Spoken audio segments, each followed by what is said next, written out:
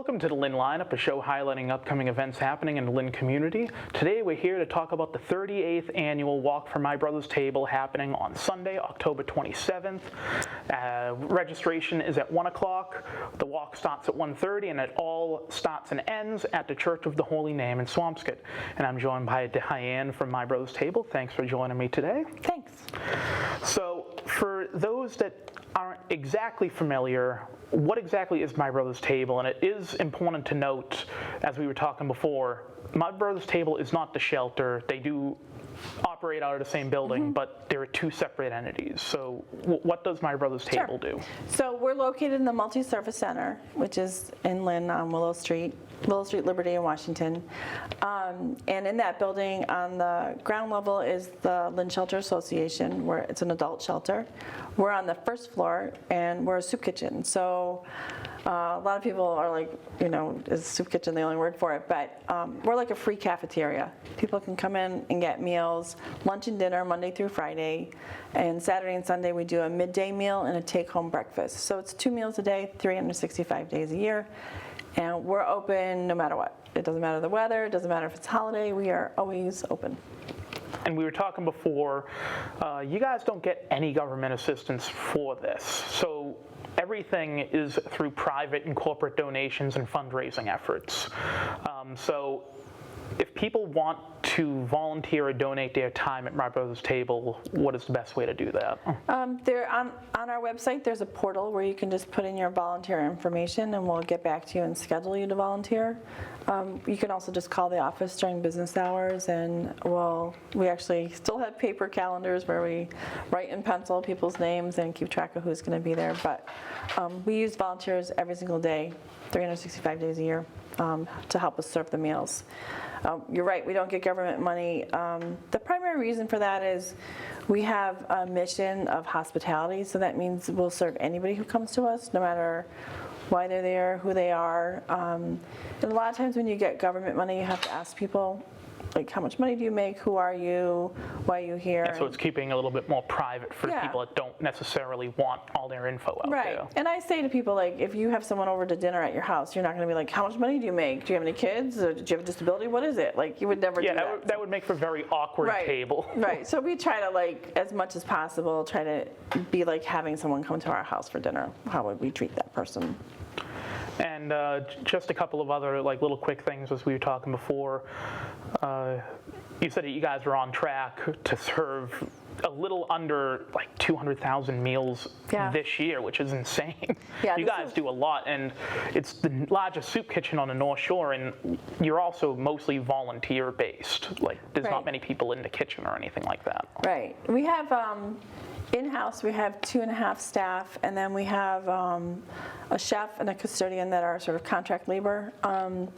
But yeah, we're really small staffed, and we use probably between 2,000 and 3,000 volunteers a year to serve all our meals. 365 days, it's a lot of days to fill with volunteers. We like to use volunteers for a lot of reasons. One is, I think it's human nature. People like to give. It feels good to give, and we want to give people the space to do that. And also for our guests, they love to meet different people, and it just kind of gives us a vibrancy and more sort of like a homey feeling, having all people from all different walks of life being able to interact with one another. So let's move on to the walk itself. So for this, you can either register yourself, you can go as a team, you can donate, you can just sponsor somebody. So what is that process kind of like for people? Because that's step one. So we have old school, which is, we have a piece of paper, people fill in with the pen their name, and they collect pledges from people, or they collect donations and they handwrite it on the sheet. That works for some folks. We also have the sort of more modern way, which is on our website. You can just go onto the website, you can register yourself. It takes maybe 2 or 3 minutes. And then you can email your friends and family or people that you want to hit up for donations. It's a great way if you don't feel comfortable asking people for money, you can do it through email. And also, if you just want to make a donation, the website has links to just click milk, and then you can make a donation or sponsor someone who's walking. Teams are like, we have some schools that are teams, some church groups are teams. There's also some workplaces that are walking as a team. Yeah, I happened to see a couple of them, like a law firm, a youth group. Yeah, I saw, because you guys have like kind of a running total going on now, which is nice. And another thing that's kind of nice on the registration thing itself, you guys had like breakdowns of what some of this stuff can get. Like $30 gets milk for 80 people, $100 gets 40 dinners. And that's fantastic to kind of know exactly where that stuff is going. I think people sometimes, we do get a lot of donated food, but we do have to purchase food sometimes. And like, for example, milk is a great example. A lot of our folks have dental issues and have a hard time maybe chewing or eating, or they have, but they can drink a glass of milk. And then we feel like at least that way people get some protein and they get some calcium, and it's an easy way for them to get nutrition. But we don't always get milk donated, so sometimes we have to purchase it. Either literally we go to the grocery store and purchase it, or from a vendor that sells milk, and it gets really expensive to do the quantities that we do. So for the walk itself, what is the route like? So you guys have 3 different routes for people. One is a 3-mile, one is a shorter route, and then you also have the virtual one. So if you could talk a little bit about each. So the Church of the Holy Name is in Swampscott. It's actually right behind First Church. A lot of people are familiar with that church with a white steeple, and it's prominent. It's right behind there, or kind of across the street from the governor's house. That's where we start and end, and it goes along the ocean, heading toward Nahant. And the shorter route just turns around at Red Rock. That's a good route for people who have small children, or maybe their time is constrained and they can't take a long time to do the rest of the walk. The virtual walk is online. You can click through it. It's good if you, for whatever reason, couldn't make it to the walk, or maybe you're going to the Pats game or something and you can't do the walk. Or maybe like an elderly person that wants to do it, and wanted to donate but can't walk. Yeah, and it's, sometimes things happen and people can or can't come to the walk. But for us, the walk serves 2 purposes. One is obviously to raise money for our program, but the other purpose is it gets people talking about the table and thinking about the table. And it's great. Someone's walking and they say, "Hey, Dave, can you make a donation?" "Oh, what's the table?" It gives us a chance to have people kind of talk about our mission to the wider community. And then roughly how many people do you think typically join in on this every year? Usually I have a couple hundred.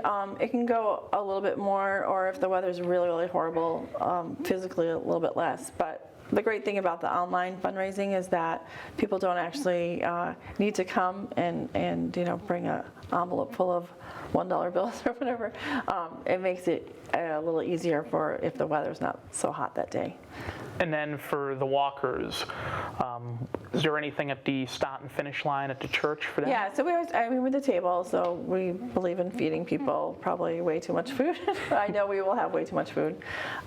So we have snacks usually for people setting out, and water and that kind of thing.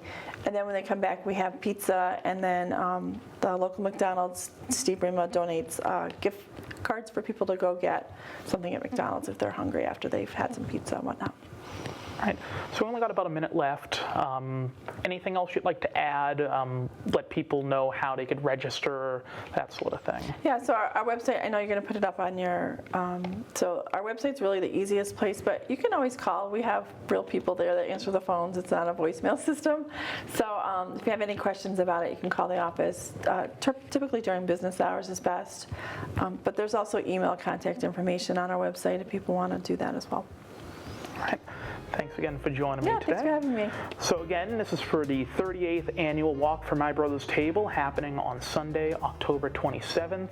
Registration at 1, walk stops at 1:30, and it's starting and ending at the Church of the Holy Name in Swampscott. That's it for this edition of the Lynn Lineup. Thanks for watching.